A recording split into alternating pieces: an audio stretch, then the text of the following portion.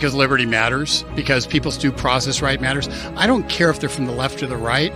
The bottom line is the reports of treatment that are coming out of that jail are reprehensible. They are not American. These scientists may be complicit in one of the greatest crimes against humanity. But I think it raises a lot of questions about whether the money is going to be funneled ultimately into the Chinese Communist Party and the Chinese military. You got to pick a side. And General Milley picked one. And it wasn't the red, white, and blue.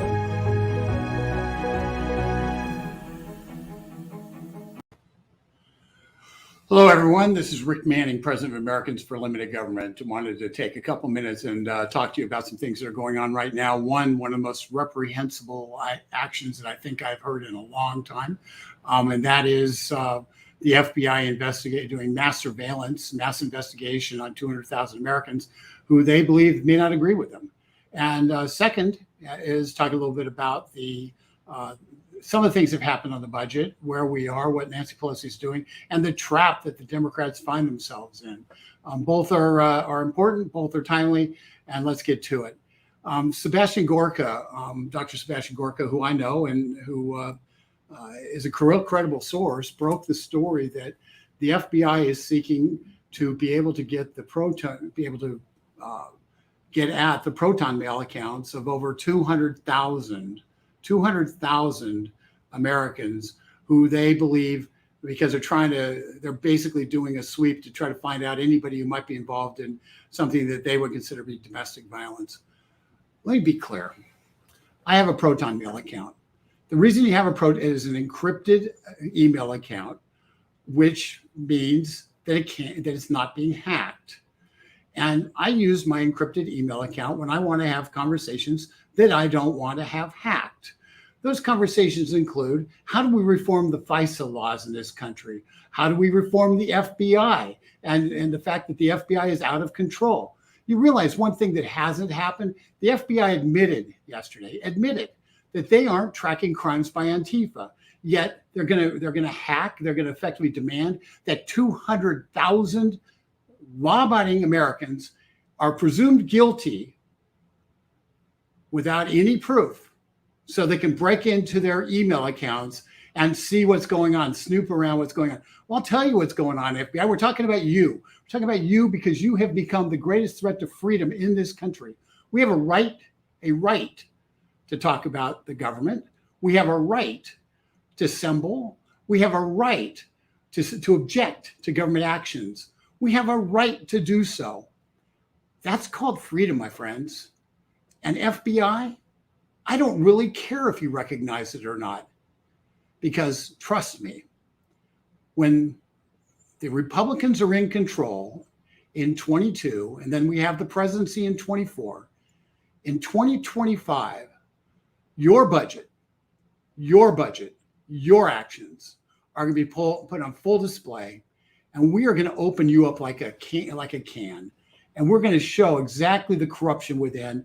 And there will be people who are doing right now, attempting to attack law-abiding citizens for political thought that is not approved by the Biden administration, and attack them and go after them and try to ruin their lives. Well, FBI, 2025 is coming. You better remember that when the shoe's on the other foot, you will not be able to obstruct the way you were under the Trump administration, because we know what you're doing, and we will no longer allow you to do it. So think twice before the giant eyeball is on you. Now, folks, this is one of the greatest threats to our basic democracy, I know we're not a democracy, we're a republic, but to our freedoms. Because if the government can effectively go in and investigate speech based on nothing other than somebody's perceived political position, then we don't have freedom of speech anymore. There is no First Amendment. And the fact it's 200,000 people tells you one simple thing. There's no specific thing they're looking for. What they're looking for is they're doing effectively a sweep to see if anybody's engaged in any language that they don't like, so they can then attack people. And oh, by the way, they can potentially alter the records as they did with Michael Flynn. And they can sit there and accuse anybody of anything. I can't tell you how outraged I am. I haven't been this mad about a surveillance issue since when I discovered that the Trump transition team, which I was part of, was surveilled by the Obama administration, that they were actually listening in on what we were doing. They're monitoring our emails because they were trying to manipulate and stop the Trump administration from becoming the Trump administration on January 2017. They actually surveilled the transition team as a means of trying to undercut what we were trying to do, what the American people elected us to do. And now they're going after 200,000 conservative Americans under the guise that they're going to try to deal with some kind of vast right-wing conspiracy. It's almost as if Hillary Clinton is the FBI director. It's wrong, and we're going to stand up against it, and I hope you will too. Let's talk about something else. It's a little more, it's less enraging, so that's good. As people know, the budget bill, the $3.5 trillion bill that would transform America, radically transform America. The reconciliation bill, and rec spelled with the WRECK at the front. That bill is in trouble. It's in trouble because people around the country have been contacting their senators, been contacting their congressmen, and saying, you've got to stop this. Nancy Pelosi has an interesting dilemma in the House. She has a infrastructure bill that has bipartisan support. What she doesn't want to do is she doesn't want to pass that bill. And Americans for Limited Government's against that bill, just to be clear. But she doesn't want to pass that bill because she will lose all leverage on the Senate to get the $3.5 trillion bill through. And that is a problem. She's put herself into a box. The box has been created because Alexandria Ocasio-Cortez and the Bernie Sanders contingent in the House are demanding that the full $3.5 trillion get passed. They're demanding that all of their wish list inside that crazy bill get passed, that all the tax increases inside that crazy bill get passed. And there's a couple of senators, Joe Manchin most notably, who are saying no.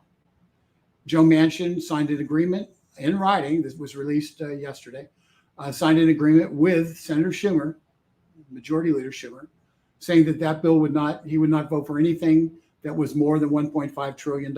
That was the magic number that he set. The Democrats in the House are saying, we don't want to do that. We don't want the $1.5 trillion. And quite honestly, we want to kill them both. Let's just be clear. We don't want either the 1.2 trillion that has bipartisan support or the 1.5 trillion that they might be able to pass as a solo standalone partisan bill. And so you might ask, well, why aren't the Democrats just taking some wins? Why aren't they marking up some victories, getting some of their things done so they have something to campaign on and presumably things are going to happen? Let me give you the answer.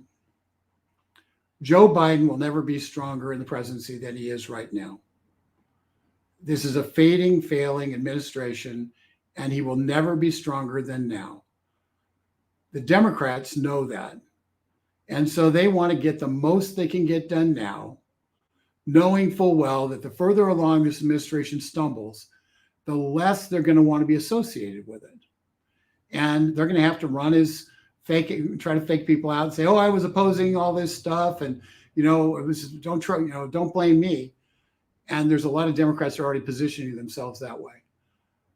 Well, they need to get this bill done now. They need to get it done in as big as possible now, because their funders in the environmental movement, their funders from the hard left are saying, this is our one-time opportunity in a lifetime to be able to push the Green New Deal into place and destroy free enterprise forever. And they're hiding it within the $3.5 trillion bill, within the strictures that are put inside of it. That's what they're doing. They want the whole apple because they know that if they only get a one bite of the apple, that they won't get any more bites. They learned that from Obamacare. They passed Obamacare. They lost their majority as a result. And the reality was they never got to do another major legislative action during the Obama administration. The Democrats learned that lesson. And so they want to get it all right now. They believe they have the boot on the throat of America based on a 3-vote majority right now in the House of Representatives. 3 votes, 3. And a 0-vote majority in the Senate. That's their mandate. And they believe, and they want to do whatever they can to get the maximum amount that they can get done. And they believe the political fallout is the same no matter what they do. So why not legislate the fundamental transformation? And because they have a confidence that in 2022, the Republicans they might have the House, they might have the Senate, but they won't have the presidency. They won't be able to do anything. 2025 might have the House, the Republicans might have the House, might have the Senate, might have the presidency, but they won't have 60 in the Senate. So what will they be able to do? Will they be able to get 50 to do something on budget reconciliation? The answer is we don't know. So they're viewing this as their bird in the hand, and any downside backlash, they don't care about the politics. They don't care if they lose seats. They care about, do they exert power now so that they end up permanent power in the future? So the administrative state grows so large, the free enterprise system is so damaged that it can't recover. They've got a knife at America's throat, and they're intending to use it. And they're going to use it legislatively, and that's why we have to beat it. But you want to know why they will not take a half a loaf, take a quarter loaf, take a slice, and call it a day? Because they know this is a generational opportunity that they may never ever get again, and they want to do maximum damage in that time frame. And that's why it's important for each one of us to do something very, very simple, and that is go to getliberty.org. I've just got a little thing here that I'm supposed to clip on, but let's see where it is. Go to getliberty.org and go ahead and do I don't even have those things. Okay, never mind. And click on the button that says stop the $3.5 trillion. Go there and click on that button and tell your congressmen, your senators to not do this. Stop this insanity. Go on that same site and you've got the opportunity to say stop the vaccine mandates. You have the opportunity to say don't ration healthcare, COVID cures. All of this is important. Share it with your friends.